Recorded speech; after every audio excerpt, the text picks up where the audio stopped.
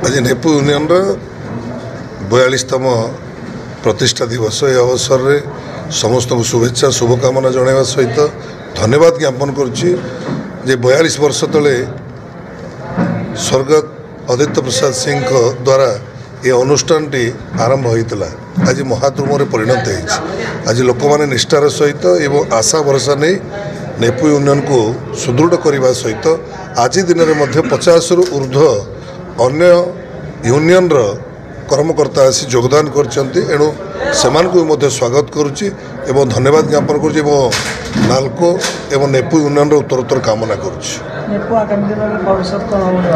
निश्चित भाव में आगामी दिन में जेकोसी परिस्थिति रे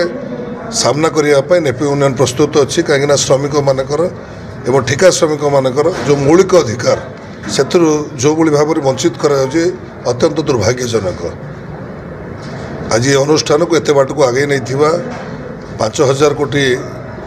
ऊर्ध्व लाभ करुवा अनुष्ठान